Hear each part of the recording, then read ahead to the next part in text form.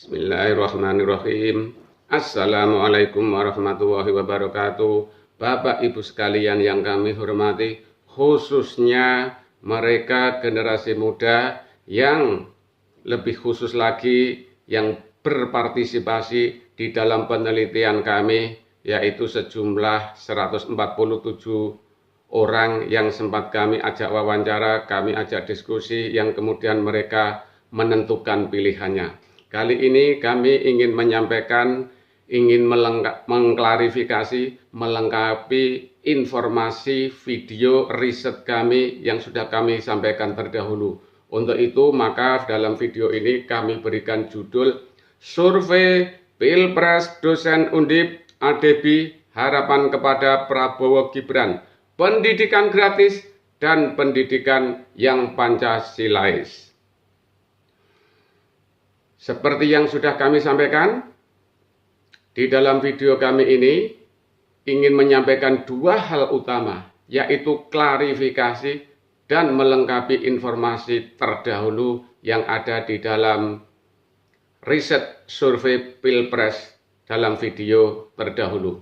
Yang kedua, yaitu ADEBI kami berdasarkan pada wawancara, diskusi, berusaha dan menangkap apa yang sebetulnya mereka harapkan para generasi milenial ini terhadap Prabowo Gibran jika nantinya terpilih menjadi presiden.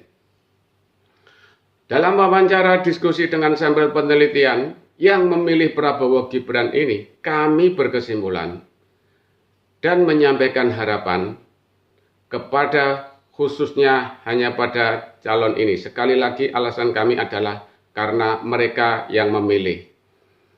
Kemudian seperti dua hal yang tadi, maka klarifikasi yang perlu kami sampaikan adalah bahwa populasi di dalam riset terdahulu kami, dalam video kami terdahulu, memang populasinya itu kami batasi, yaitu hanya populasi yang meliputi mereka yang berumur 18 hingga 23 tahun. Hanya itu, bukan semua pemilih.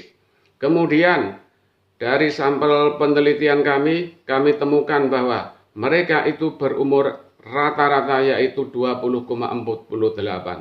Yang ketiga, bahwa di dalam riset kami terdahulu memang ada margin, ada standar errornya mendekati angka 5%, yaitu tepatnya 4,87%. Semoga dengan klarifikasi ini, dengan kelengkapan penjelasan ini, kepada mereka yang berkomen, yang mempertanyakan, mudah-mudahan ini bisa difahami bahwa sekali lagi kami hanya terbatas pada populasi tersebut, yaitu generasi berumur 18 hingga 23 tahun. Sedangkan yang berkaitan dengan harapan generasi muda, milenial, khususnya yang menjadi sampel penelitian, serta memilih Prabowo Gibran yang kami rangkum berdasar pada wawancara dan diskusi dengan sampel penelitian yang sekali lagi memilih Prabowo Gibran adalah sebagai berikut. Mereka, generasi muda, milenial, harapan mereka terhadap Prabowo Gibran adalah memperoleh pendidikan gratis dan pendidikan Pancasilais. Bukan seperti saat ini yang ada adalah pendidikan materialistis, pendidikan kapitalis, pendidikan dagang pendidikan, dalam istilah Islam pendidikan kafir. Jadi ini menjadi pelengkap apa yang menjadi salah satu program Prabowo Gibran, yaitu tentang susu dan makan siang itu. Namun harapan kami rasa-rasanya lebih realistis. Harapan generasi muda lebih realistis. Kenapa demikian? Karena di dalam APBN anggaran pendidikan memang begitu besar, yaitu 20%. Namun faktanya sekarang anggaran sebesar itu tidak direalisasikan secara efisien, secara optimal, secara maksimal. Sehingga kemungkinan moral hayat terhadap anggaran tersebut rasa-rasanya kemungkinan besar terjadi. Indikasi bahwa pendidikan sekarang itu pendidikan materialistis, kapitalis, dagang pendidikan itu cukup banyak.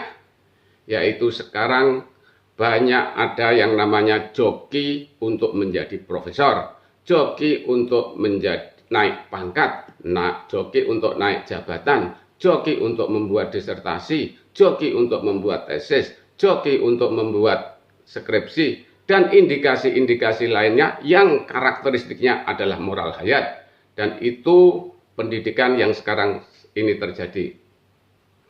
Alasan generasi muda mengharapkan pendidikan gratis dan Pancasilais adalah bahwa para generasi muda ini menyadari hanya dengan pendidikan yang karakteristiknya Pancasilais inilah mereka menjadi generasi yang bisa diharapkan menjadi tulang punggung bangsa, menjadi bonus demografi yang suatu saat betul-betul yang namanya Indonesia Emas tahun 2045 itu merupakan fakta realita, bukan halusinasi, imajinasi, hanya retorika semata-mata. Tanpa pendidikan yang Pancasilais, tanpa itu maka rasa-rasanya mereka menyadari itu tidak mungkin.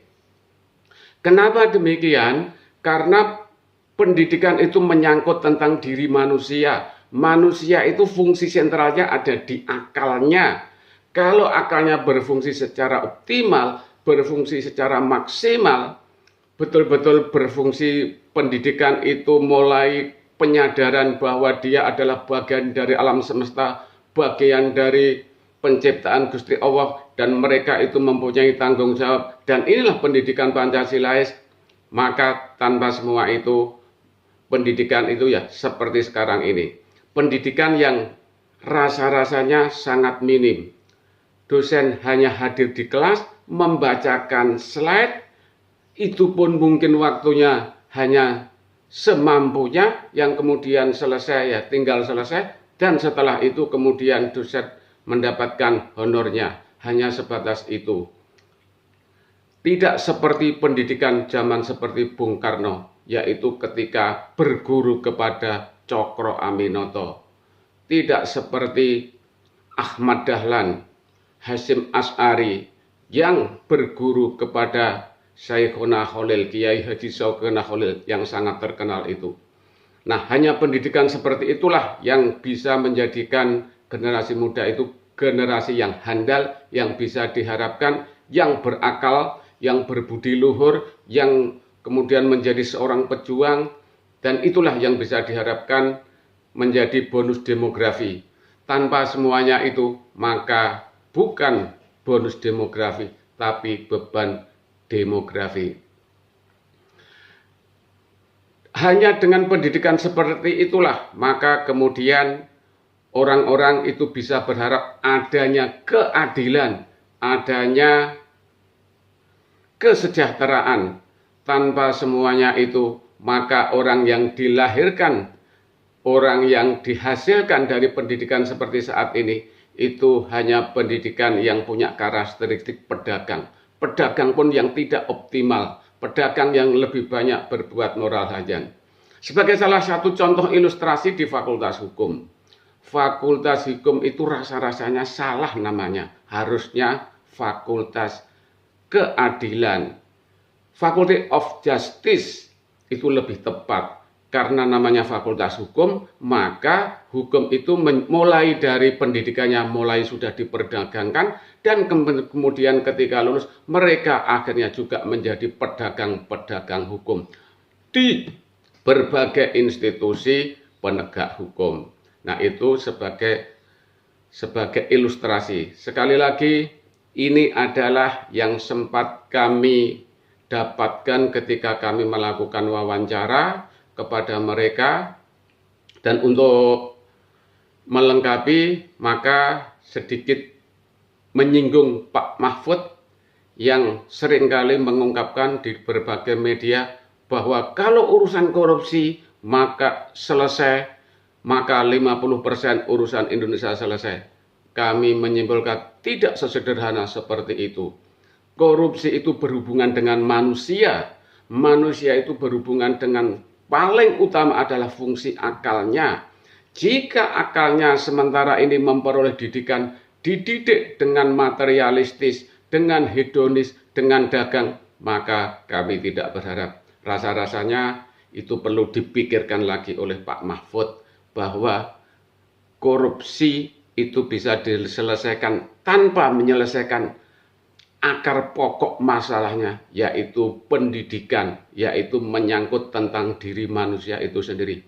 Matur nuwun, terima kasih. Kami sudah berusaha menyampaikan apa harapan para generasi muda, generasi milenial terhadap Prabowo Gibran, yang tanpa itu jangan bermimpi Indonesia akan menjadi Indonesia emas tahun 2045. Terima kasih. Wassalamualaikum warahmatullahi wabarakatuh.